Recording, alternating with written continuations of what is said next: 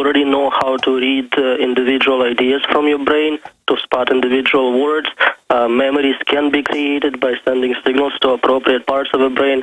So essentially by scanning a human brain and creating a simulation of it, or integrating an additional module into a human brain, you can create a super intelligent system, essentially.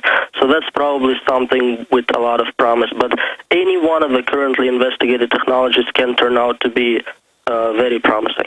Now, we know that in human and other animal development, there are jump points. It could be that technology is going to cause a human jump, and that humans in competition with machines will actually open up a lot of capabilities that we haven't accessed. Absolutely. In fact, that's what's already happening. We don't have those technologies implanted in our brains, but we're using them. I can't think of myself functioning without access to internet. It's like my external memory drive, essentially. You're already interfacing the biggest library in history. Exactly. So, I mean, that's what I found. The internet has caused me to just have an incredible brain boost. And now it's always following us. If you have a phone, it's a smartphone that has internet, that has access to all the information civilization ever produced. You can control a lot of external devices. You can do almost anything. And the next step is to have those things implanted in us. And research is already taking place in hybrid systems like that. What about the paradox, though, of authoritarian governments putting backdoors into implanted devices, which we know they always do with other devices, to where you think you're getting a piece of machinery to get your vision back, which who wouldn't want that, or a liver, whatever it is, but really it's got piggyback things on it. Absolutely. That's very likely. In fact, many cases have been shown where corporations put backdoors, and we don't really know what the federal government is doing. Also, something you want to think about is if this superintelligent machine will be able to outsource all sorts of jobs, standard jobs, why not the government itself? I mean, they can be said to be not bribable. They don't have to take vacations, so maybe they would be the next level of our government legislative process. We might be looking at artificial decision makers in Washington. But then you'd have secret hacks and all sorts of deals, and that's kind of what the zeitgeist movement pushes, is this supercomputer that'll make all the decisions. But man, I tell you, it is a brave new world we're entering. Let's go to some phone calls with the doctor, who I really appreciate spending time with us. Henry in California, you're first up. Go ahead. Hello. I'm curious about the hardware end, and if future machines, since all AI would have to live on a machine, if they're going to use spin transistors and spintronics. I have no idea what exactly they're going to use. Quantum computing is believed to be the next step.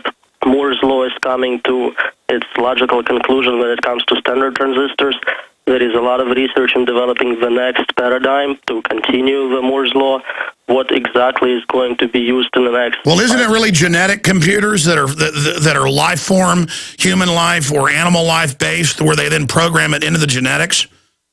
Well, there is genetic programming and genetic algorithms. They have not been terribly successful in creating truly intelligent systems. They are very good at optimizing different parameters for a function. So if you need to tweak arguments, those are excellent. But they have not been shown to be capable of sort of this evolutionary improvement from nothing to full-blown intelligence. All right. Anything else, Henry?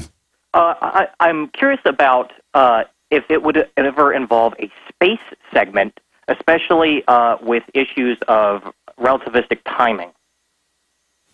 If there is ever technology which allows us to use what physicists say is a possibility of time travel, then there are some technologies, some algorithms which incorporate this idea. I recently seen a paper which shows how NP-complete problems could be solved if you have access to a time travel device, but this is really well beyond what my comfort zone is in terms of science versus science But fiction. they did they've had a bunch of news tests come out where they have actually, just like Star Trek, beamed matter across distances, teleported it. Teleportation. They're now creating artificial black holes. I think it's only a matter of time until they do something in a lab and kill everybody. I just pray we don't destroy ourselves. Because, folks, we are getting the fire of Prometheus here. This is not a joke. Thank you, Henry. Really good questions. Let's go to, who's up next here? Woody in Washington. You're on the air. Go ahead. Yes, hi, Alex.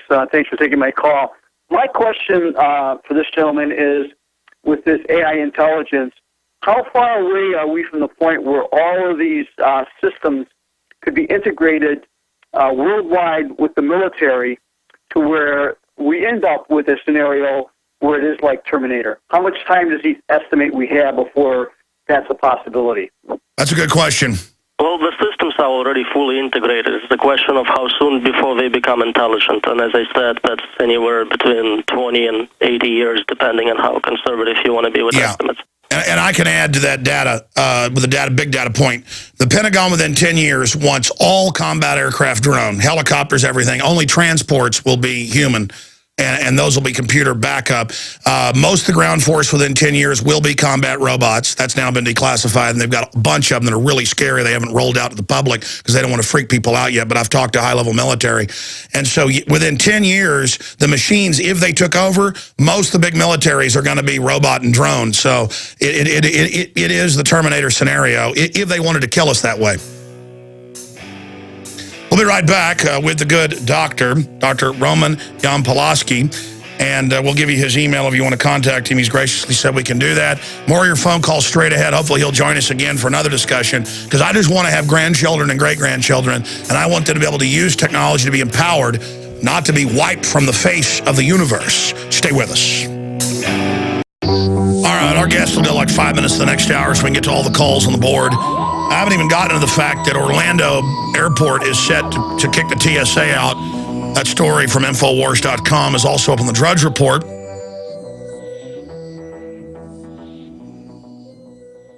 Doctor, did you want to make any other points on the gentleman talking about the military, being in a position to be taken over by AI?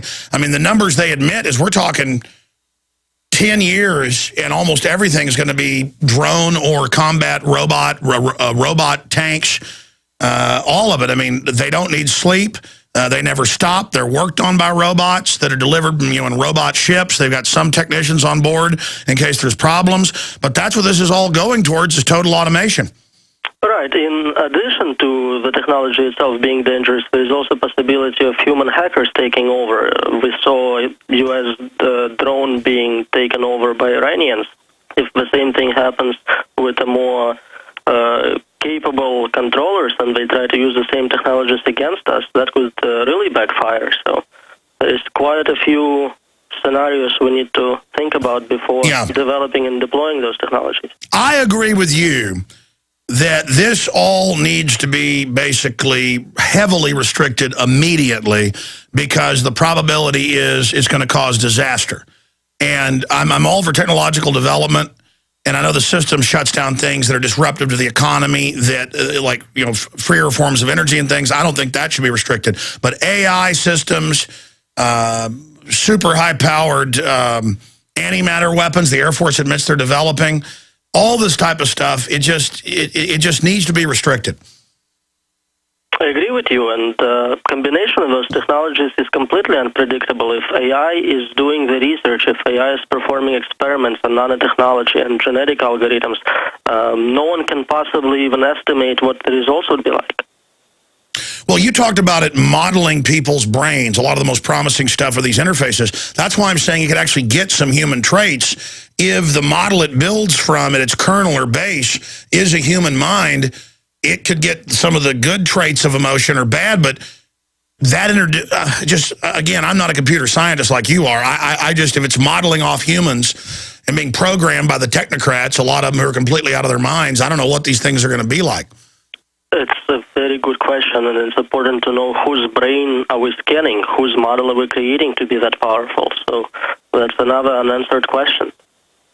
Exactly. If it was Mother Teresa or something, that might not be a problem, but what if it's some... It still could be a problem. Great power corrupts absolutely, so I wouldn't trust any person to have that kind of capabilities. I agree with you. Daryl in Oklahoma, you're on the air. Go ahead. Exactly. If it was Mother Teresa or something else. Turn your radio off. Go ahead, Daryl. I got it off. Hey, glad to meet you, Alex. You're the man. And hi, Ron.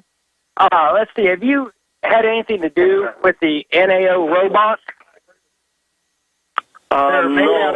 No, I... Yeah, your phone's really bad. I'm going to let you go. NAO, well, tell us, Daryl, what's an NAO? Well, he just hung up. I know what it is. It's a robot framework they use for a lot of research, especially in education and such.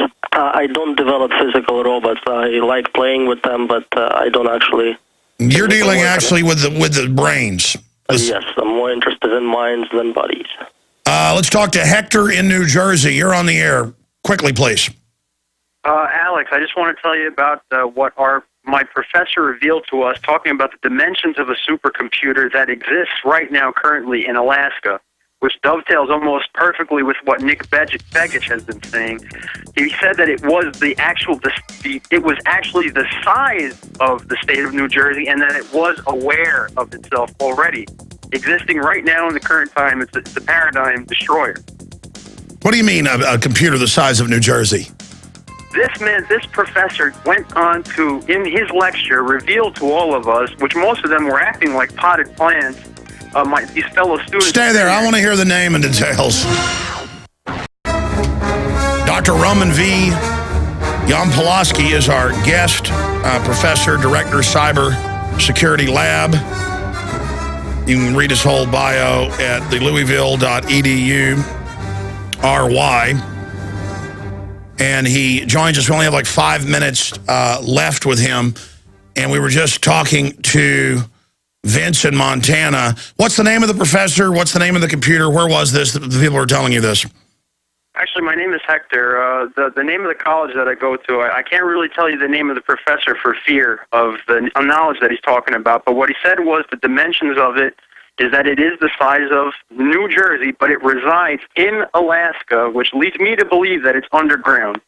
The other thing that he said was that it was conscious. It is conscious. It is self-aware. Well, listen, I'm not going to listen to this when somebody says their professor told them, but it's secret.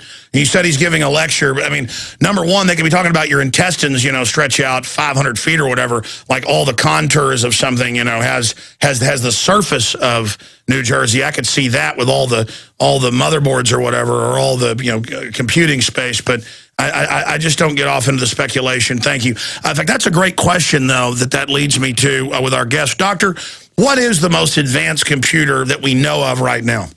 Well, to first answer the question, he claimed the computer was conscious. How would they know? We don't have any tests to see if a system is conscious or not. So that alone is very suspicious sounding to me.